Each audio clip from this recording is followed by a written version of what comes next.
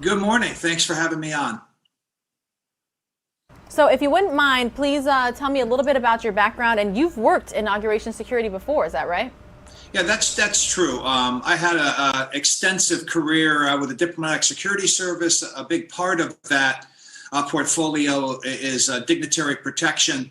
And in the context of the inaugural today, I was part of the planning for the President Clinton's inaugural.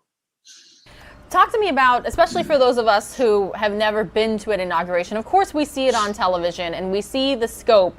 We saw massive crowds for Obama. We saw massive crowds for Trump. What's it like working security for an event like that? Well, the planning that goes on ahead of time is unbelievable. And this is normally the case, even if we hadn't had the tragedy of the past week. The team trains for months. They pull out contingency plans, they do tabletop exercises, they coordinate communications, so that by the time it's game day, and for the security professionals that are there, that's exactly what this is. They are like a well-oiled machine, and I fully expect them to do their job in a fantastic manner.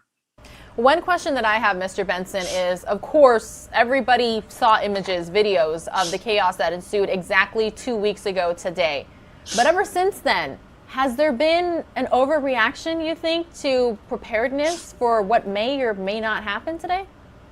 No, I think given the circumstances, the response has been by and large prudent and necessary. You don't know what you're going to get. There has been some rumblings online and other sources that there could be more disruptions, not only here, but in other locations around the country. So I think you have to be better safe than sorry, be prepared for the worst and hope for the best. And I think that's where the security forces are today. Another thing I wondered as well, I mean, of course, the new president-elect has to take the oath of office. The transition of power has to happen. But was there any way that we could have just canceled this inauguration celebration? It's going to be mostly virtual as well. That's a good question. I hear it a lot. The reality of it is the oath of office can be given anywhere. But I think for political reasons and frankly for optics, they really wanted to do their best to make sure that even though despite the pandemic and despite some of the issues that we've dealt with recently, they wanted to have somewhat of a public event so the whole country and in fact the world could see this transfer of power. Now, let's talk about, you actually just talked about threats nowadays. A lot of it is online chatter. But back during the Clinton administration, how were threat assessments done? They were done similarly, but we didn't have really the internet. I'm aging myself to say that. And so the internet was in its infancy. And so many threats were verbal. They were written. You would hear from good old-fashioned intelligence, from law enforcement organizations, from groups that might wish to do harm to the president-elect or the vice president-elect. It was a much more painstaking process. So the good news is, because of social media, we're able to monitor this a little more effectively. The bad news is, because it's social media, it's much easier to kind of radicalize yourself or join a group of like-minded individuals that wish to do harm. And so the floodgates are really open with these types of electronic threats these days. Of course, with our East Coast News Now from Fox Hub being right here in Central Florida, we pay attention to Orlando news. We actually saw people that were leaving MCO, the airport, Orlando International, headed to D.C. because they booked it months ago. They were hoping to be a part of the inauguration, but now we're hearing downtown and anywhere near the Capitol is completely locked down, and anybody who's not supposed to be there won't be able to be there. Anything you want to say to those people who are kind of just hanging out in our nation's capital hoping to see something today? Well, first and foremost, you're going to be a little bit disappointed because they've designated the green zone around the entire perimeter. And what you are able to see, isn't going to be what you would hope for. But be patient. Pack your patience, because people have a job to do. They're going to keep this event safe.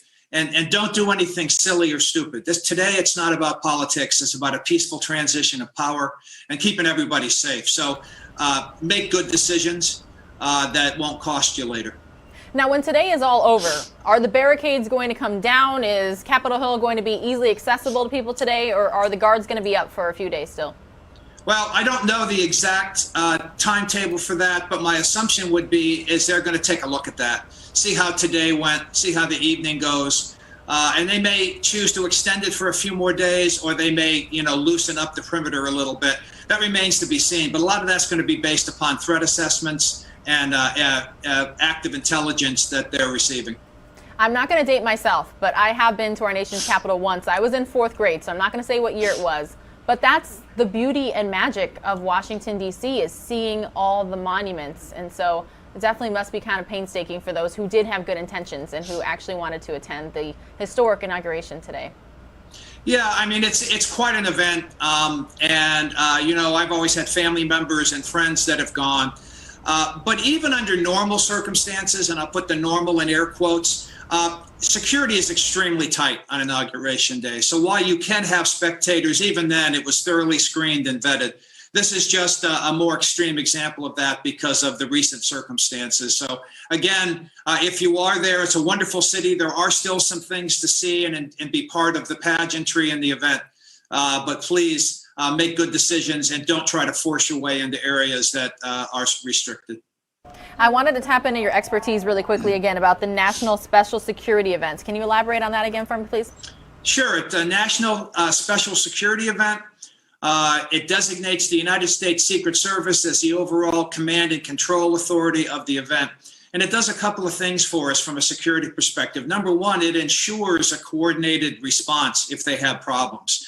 Everybody knows their role, from the National Guard at the outer perimeter to other state and federal local law enforcement agencies, all the way to the Capitol Police at the Capitol. They know what their role is and who they can call on and how to respond if there's a problem.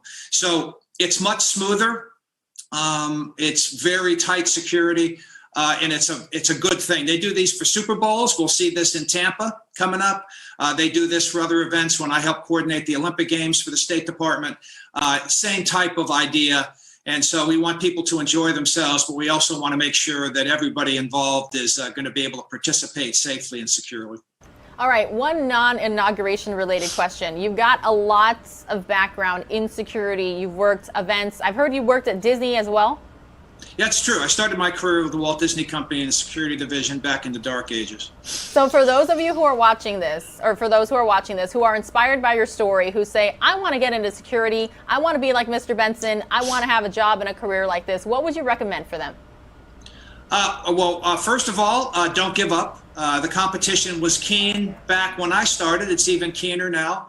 I think by all accounts, applicants for all federal agencies are stronger, smarter, in some ways more talented, but you need to believe in yourself and keep trying. I would apply to multiple agencies, which is what I did, and I settled with U.S. Department of State, Diplomatic Security Service. It's a wonderful career, particularly if you want to go overseas. Spent half of our career overseas with my family.